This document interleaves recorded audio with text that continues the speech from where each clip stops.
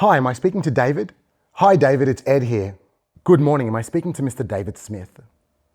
Hi David, my name's Ed Badawi and I'm the account manager here at Sales Inc. We're the sales company here in Sydney that helps organizations fill up their sales pipeline. How are you today? Hi guys, I'm Ed Badawi and I'm the founder at Sales Inc. here in Sydney. I want to focus on the introduction of a cold call or a warm call. This to me is the most critical, the most important part of the phone call, bar none, the introduction. For context, we quite often get brought into organizations to help them fix their sales teams. I can usually tell within 60 seconds who the most consistent writers are and who the most consistent sales reps are, simply from the first 10 seconds of their phone call. And I'm going to break this down for you today. In the first 10 to 15 seconds, there are 7 things that you must do to maximize the chance of getting the best result out of that phone call. Now, when you're in sales and when you're making dial outs, you've always got to be ready. You don't know who's going to answer. You don't know if you've got the right person on the line. But if you have a pattern, if you have a routine, if you have a game plan, if you're not changing every phone call, what that actually allows you to do is stay ready, stay focused, and be totally consistent.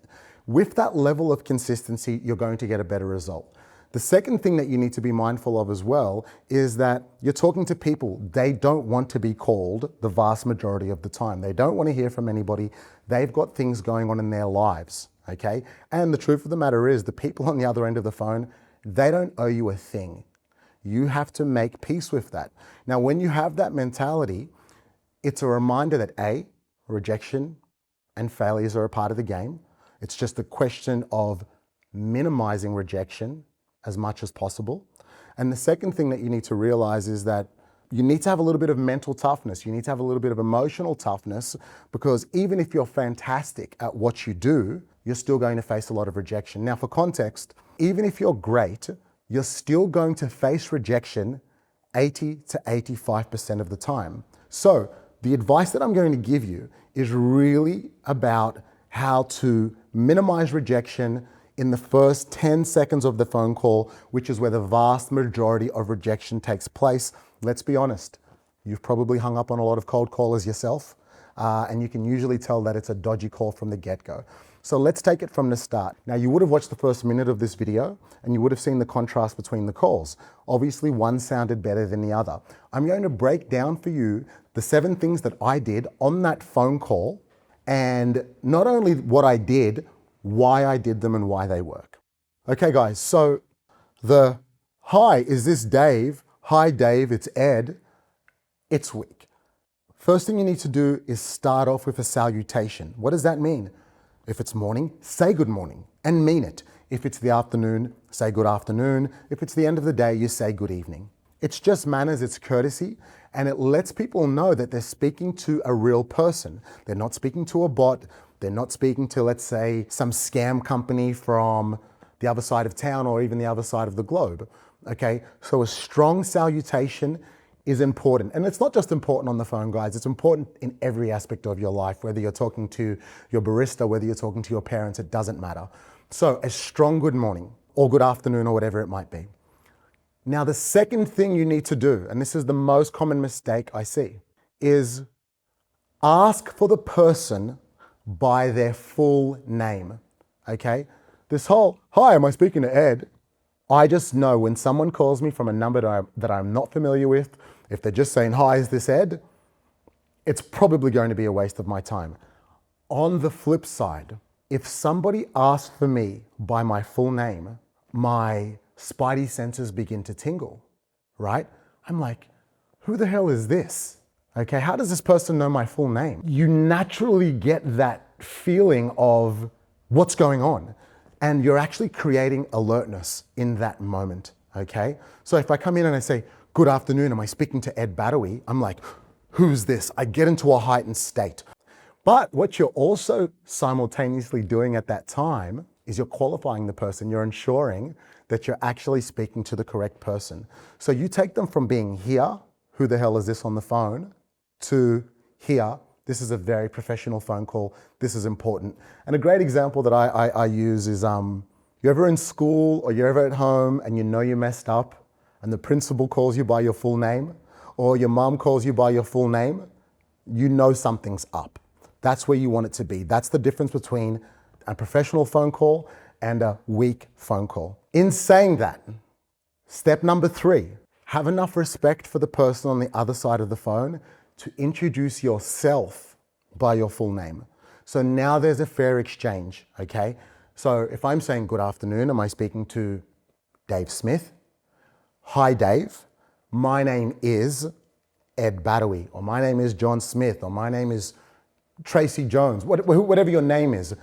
Introduce yourself by the full name, because now you're showing them that this is a professional conversation between two professionals, okay? Now, they're still going to be in a bit of a heightened state, and that's okay. That's what we want to achieve, okay? We want to grab their attention, not through cheesy gimmicks, but through professional interaction. But you need to continue the introduction of yourself. So the 4th step to a solid phone call is introduce your title, okay?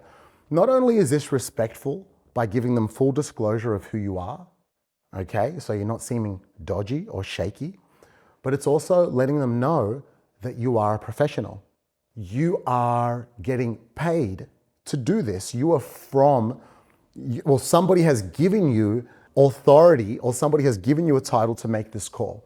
So whether it's an account manager or whether it's the head of product or whatever it might be, I always say try to take the word sales out of your title. It doesn't really work. You're kind of, I guess, defeating the purpose of the phone call you're trying to make or the quality of the phone call you're trying to make. But always introduce yourself by your title. So in this instance, I've used the term account manager or senior account manager or head of customer service, okay? Introduce yourself by your full title. So the next steps now are a bit of a 2-in-1. So you've strong salutation, you've asked for the person by their full name, you've introduced yourself by your full name and your title. From there, you want to tell people the company that you're from and what that company does. Remove the guesswork. I receive cold calls every day, and it's just like, cut to the chase. Where are you from? Tell me where you're from, okay? And what do you even do? So quite often when we tell people where we're from, we magically assume that they're familiar with our brand, that they know what we do. So let's say you're working at a cybersecurity company. Just say it. We're the cybersecurity company that, and then whatever the cybersecurity company does to protect its clients. So we're the cybersecurity company that helps protect your network from breaches, or we're the cybersecurity company that helps educate leaders. We're the cybersecurity company that helps you find vulnerabilities. So be very descriptive about what your company does. Now, this is the most, I guess, underrated part of this, but it adds so much credibility to what you're doing. Tell people where you're from. What city are you in? Be totally transparent and candid about that. So, we're the cybersecurity organization or we're the IT company that helps you streamline your IT services here in whatever city you're in. So it might be here in Sydney, or here in New York, or here in Singapore. Okay, here in Auckland, here in Tokyo. Let people know that you're a real person from a real company and you're calling from a real place. Now, those pillars, those first, I guess, 6 pillars of the call, absolutely crucial. You've taken them from who is this person calling to this heightened state, and now you're introducing yourself very, very clearly. Now, instead of that phone call coming from the ATO or the IRS or, whoever it might be, now it's coming from anybody else but that, and they're a real person. So now that person is going to immediately experience a sense of relief, okay? Because they're like, shit, it's not a bad phone call, okay? This phone call could have been way worse, okay? It could have been something that I was dreading, but now I am receiving a phone call from a real person. It doesn't sound like bad news to me. And that's when you add the final step of the introduction, okay? That's when you humanize it and you bring it down to a good positive level. And it's really simple. Most people miss this on the phone call. Ask them how they're doing. Simple as that. Instead of coming in and saying, hi, this is Ed. Am I speaking to Dave? Oh, hi. Hi, Dave. This is Ed. I'm calling you from ABC Enterprises. How are you? It's like, what? Who the hell is this? What's going on? Now we've got this phone call that takes people to this heightened place. They're engaged, they're tuned in. Once you introduce yourself properly, now they're almost relieved to hear from you, okay? And then be a human and be like, how are you doing today? Good. So, good afternoon. Am I speaking to Mr. Ed Smith? Hi, Ed. My name is Ed Badawi. I'm the account manager here at Sales Inc.